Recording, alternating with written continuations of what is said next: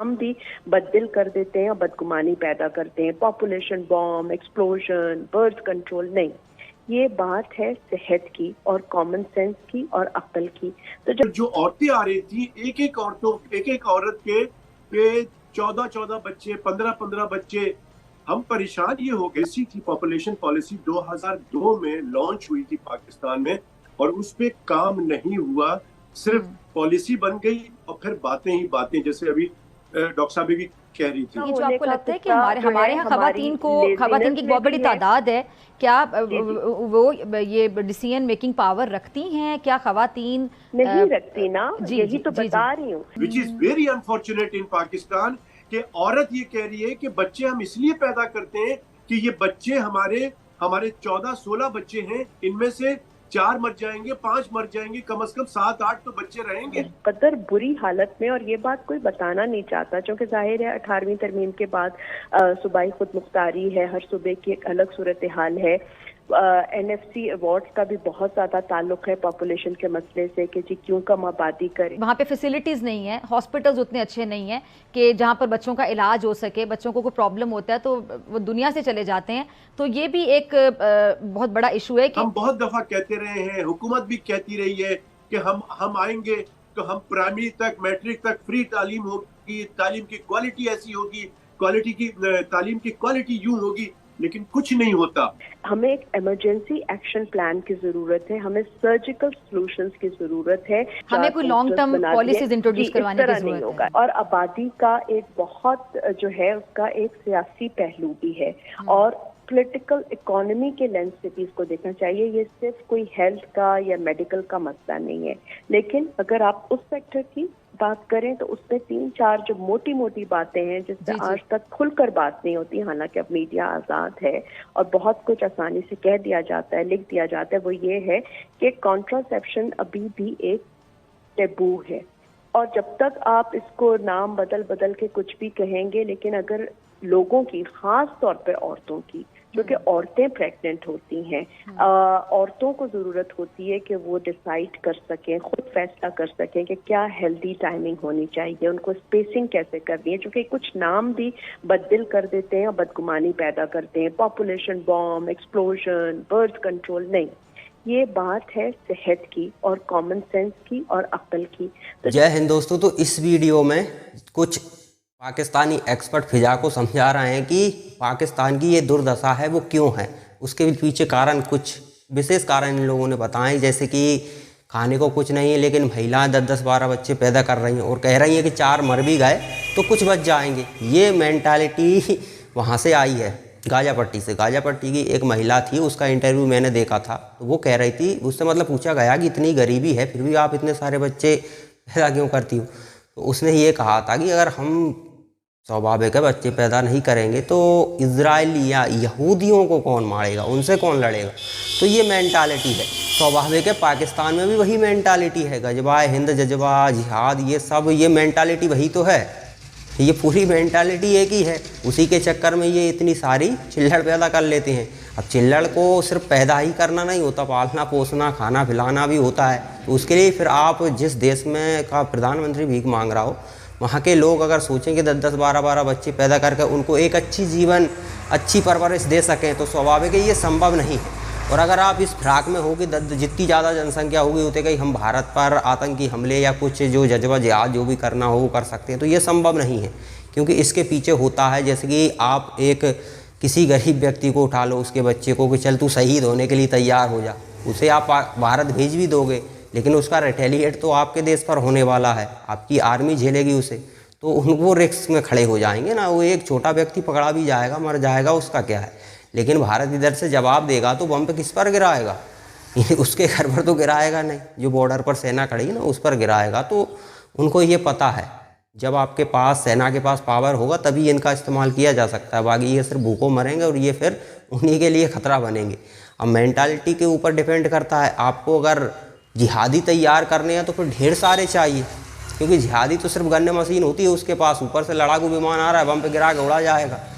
इधर तो सिर्फ गन मशीन ही हो सकती है, ज़्यादातर छोटे मोटे रॉकेट वगैरह ये बना लोगे, वो भी तब बना सकते हो जब चीन और रूस जैसे देश तुम्हारा साथ दें, जैसे कि गाजा पट्टी में जो उन्होंने सुरंग वगैरह ये सब तैयार किए थे, इसके पीछे चीन और रूस का हाथ है। अगर कोई ईरान की बात करे तो ईरान तो मोहरा है सिर्फ चीन और रूस का, उसके पास इतना पैसा कहाँ है, पैसा तो इन्हीं के ज़रिए आ रहा है। तो ये लोग कितने भी पैदा कर लें उससे कुछ होने जाना नहीं है, ये लोग आपस में ही एक दूसरे को ठोकेंगे, क्योंकि जब खाने को एक रोटी होती है और लड़ने वाले 20-25 होते हैं तो फिर वो आप समझ सकते हैं। तो चलिए पाकिस्तान का मीडिया आगे और क्या कहता है इस विषय पर वो देखते हैं। इसके अंदर जो सबसे इम्पोर्टेंट बात है ना, जो आपने अपने इंट्रो में भी कह दिया और वैसे भी कह दिया कि हमारे मुल्क में जो भी कानून होता है, बहुत सारे कानून हैं लेकिन उस पर अमल दरामद नहीं होता है। ये जो पॉलिसी थी, पॉपुलेशन पॉलिसी 2002 में लॉन्च हुई थी पाकिस्तान में, और उस पे काम नहीं हुआ, सिर्फ पॉलिसी बन गई और फिर बातें ही बातें, जैसे अभी डॉक्टर साहब भी कह रही थी। इशू ये है कि हमारे पास 2 कमरे हैं अभी, और हमारी जो फैमिली है वो 3 लोगों पे मुश्तमिल है, लेकिन 4 साल बाद ये फैमिली हमारी 4-5 लोगों में बढ़ गई है, और वसाइल हमारे पास उतने ही हैं, और हम तादाद हमारी बढ़ती चली जा रही है। तो हम इसको कैसे करेंगे? यकीनन हमें जो हमारे घर के अंदर जो लोगों की तादाद बढ़ रही है वो यकीनन उसको कमी करनी पड़ेगी, उसको मेंटेन करना पड़ेगा। अब वो कैसे करेंगे, इसमें डेफिनेटली हुकूमत की सरासर जिम्मेदारी है, और हुकूमत को चाहिए कि एक तो जो 2002 की पॉलिसी बनाई गई थी उस पर अमल दरामद करें, नंबर 1। नंबर 2 बात ये है कि जैसे आपने कहा कि हमें एक बम्बार्डमेंट करनी पड़ेगी अवेयरनेस की, कि हम जो ये बात कर रहे हैं हम ये क्यों कर रहे हैं। एक आम आदमी को इस पे मालूम होना चाहिए कि इसका असर क्या हो रहा है। अब मुझे अभी एक जहन में एक बात आई, मैं पहले भी ये बात कर चुका हूँ कि जब हम फिजा जो ये सैलाब आया था पिछले दिनों, जब हम सिंध गए थे तो हमने मेडिकल कैंप लगाया, वहाँ लोगों को का इलाज कर रहे थे, उनको हम बहुत सारे राशन वाशन जो भी हम कर सकते थे हमने करने की कोशिश की। तो आप बिलीव करेंगी वहां पर जो औरतें आ रही थी, एक एक औरत के 14 बच्चे, 15 बच्चे। हम परेशान ये हो गए कि यार तुम्हारी सेहत देखो, तुम इतनी कमजोर हो, तुमने 14 बच्चे, 16 बच्चे या 12 बच्चे क्यों किए?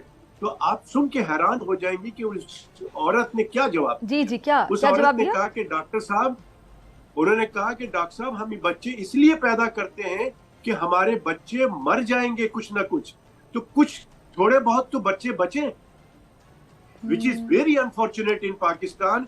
कि औरत ये कह रही है कि बच्चे हम इसलिए पैदा करते हैं कि ये बच्चे हमारे 14-16 बच्चे हैं, इनमें से 4 मर जाएंगे, 5 मर जाएंगे, कम से कम 7-8 तो बच्चे रहेंगे। तो दोस्तों पाकिस्तान का मीडिया बाकायदा फिजा खान को समझा रहा है कि हमको ऐसा करना चाहिए, वैसा करना चाहिए। 76 साल से क्या कर रहे हो, अभी तक तुम्हें समझ नहीं आया कि क्या करना चाहिए क्या नहीं करना चाहिए।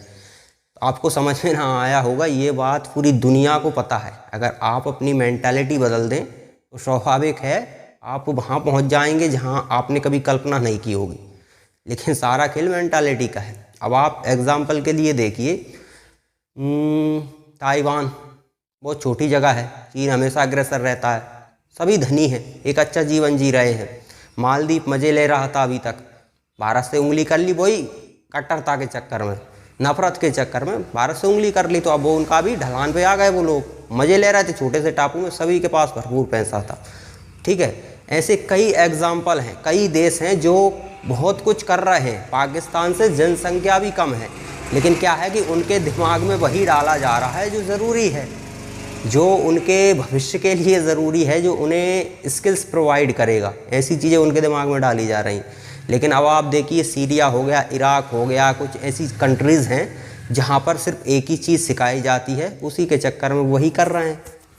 स्वाभाविक है, एक बच्चे को अगर भाषा ही ना सिखाई जाए तो वो कभी भाषा नहीं बोल सकता, किसी भी कीमत पर नहीं बोल सकता, उसे सिखानी पड़ेगी। तो जो आप सिखा रहे हो ना, हाँ, वो जब तक नहीं बदलोगे तब तक उम्मीद मत करना। अब आप चमत्कार के भरोसे बैठे हो, भारत में कुछ गड़बड़ हो जाए और भारत जितना पावरफुल है उतना पावरफुल पाकिस्तान हो जाए, तो ये कब होगा? 26 करोड़ बहुत बड़ी जनसंख्या होती है। आपके यहाँ ना जाने कितनी फैक्ट्रियाँ होती, रोज़गार मिल रहा होता आपको, लेकिन आप फैक्ट्रियाँ जलाने को तत्पर रहते हैं, तो कौन ऐसा फंसाना चाहेगा? तो मेंटालिटी को बदलो, नहीं बदलोगे तो फिर ये एक्सपर्टों को बिठाओ, किसी को बिठाओ, कुछ होने वाला नहीं है, वो भी अपना तर्क देकर निकल लेंगे।